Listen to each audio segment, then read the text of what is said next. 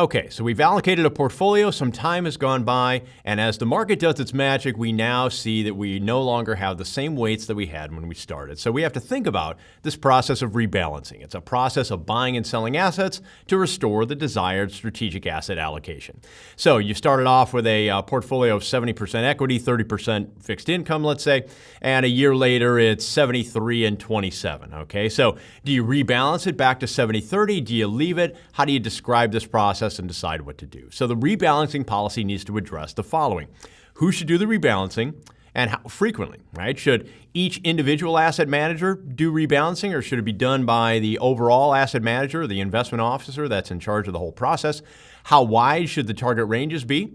Do we allow the weights to diverge by 2%, 5%, 10%? All of that has to be decided.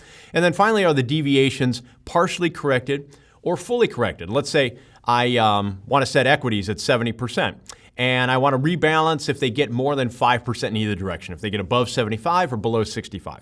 Well, I can either, when I do that rebalancing, bring it all the way back to 70%, or maybe I just bring it back if it's 78%.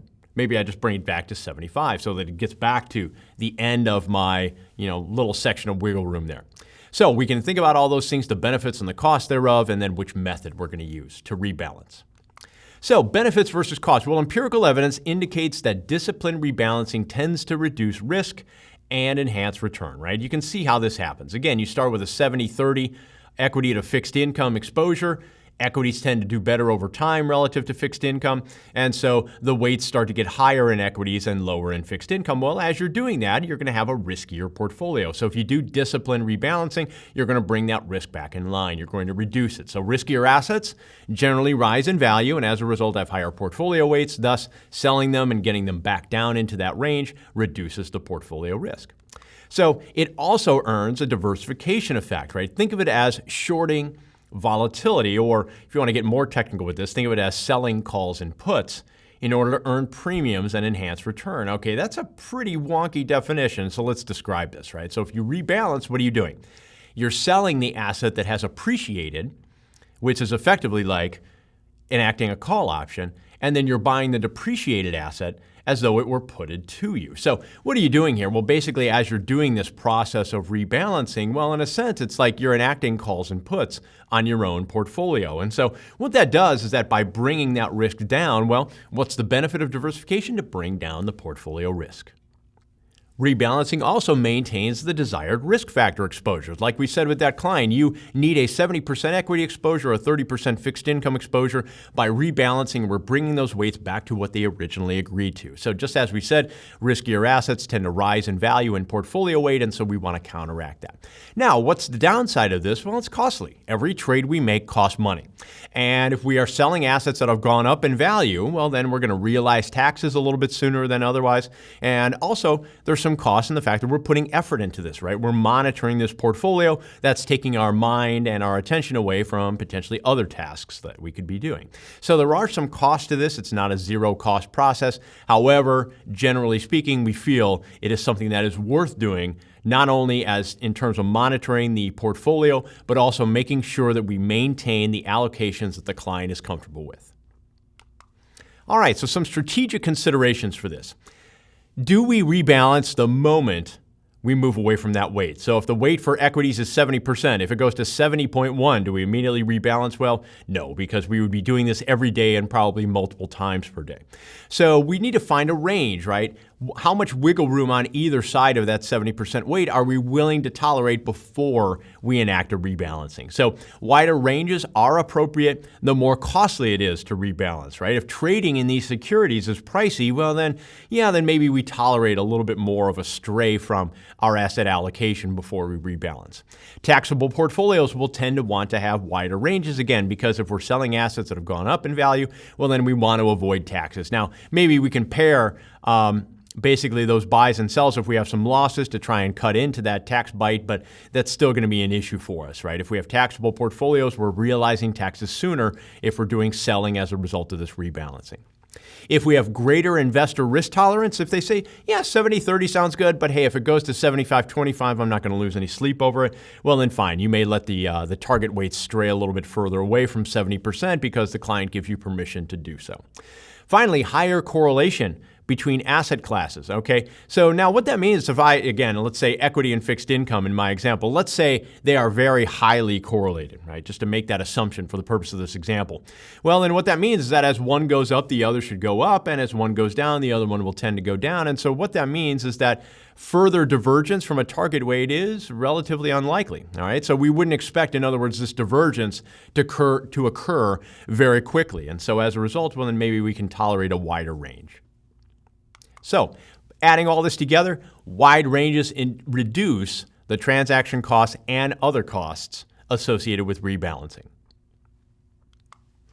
All right, so some other strategic considerations to think about. Narrower ranges then become more appropriate if there's greater volatility in the rest of the portfolio. Okay, so this increases the risk of rapid divergence from target weights. So if I have assets that are, let's say, negatively correlated, one goes up, the other goes down, well, now those weights are going to change much more rapidly, and so we want to be much more cognizant of that. We want to monitor that much more closely, have narrower ranges, because we don't want to see this get away from us. Next thing, strategic considerations in rebalancing. Continuing on, some additional considerations. Asset volatility increases both risk and cost, right? If I have very volatile asset classes in my portfolio, that means the risk of those weights diverging is higher, right? It can occur in larger magnitude and at a faster rate. It also means it's going to increase our cost in rebalancing. We're doing it more often because the asset classes themselves are more volatile to begin with. If we have illiquid assets, right, that's going to make rebalancing difficult. If I have, let's say, for example, private equity, and my private equity weight has gone above or below what I expect it to be. Let's say it's gone above. We want to sell some of our private equity allocation to bring that weight back in line. Well, I just may simply not be able to do that. So that's one sort of problem that we may not be able to fix, at least not immediately. Derivatives may allow for some synthetic rebalancing, okay? So again, let's say we're looking at that private equity position. It's too high. I want to sell it down, but I can't, right? If I look at what that private equity investment has built into it, well, and maybe, possibly, there's a package of derivatives that I could put together and sell those derivatives in order to effectively give myself a synthetic short, which brings that weight back down once I combine it with my long position that's gone a little bit too high in terms of its portfolio allocation. Momentum markets favor wider ranges. In other words, let the winner run, right? If a stock has gone up or an asset class has gone up in our portfolio and we expect it to continue to go up in the future, then yeah, we let the winner run. So what do? Is we let it go outside of that rebalancing range because why is it happening? It's going up in value. We don't want to quash that. So maybe we sort of allow that momentum for that next year or two on average to have an expectation to carry it even a little bit higher, then maybe we rebalance at that point. Mean reverting markets, on the other hand, favor narrower ranges, right? So if an asset class has gone up, well, we want to rebalance quickly because we're expecting it to come back down much more quickly than in a market that's exhibiting momentum. All right, so some rebalancing methods, okay? One thing we can do, rather than looking at bounds, basically, in terms of our portfolio weights, is we could just do this on a calendar basis. So after every X time period, every quarter, every year, whatever, January 1 rolls around, we look at the portfolio, do buying and selling so we get back to our strategic asset allocation weights. So this has nothing to do with what asset class has done well over that prior time period. By doing it over these calendar periods, we could say it's less costly generally in the long run.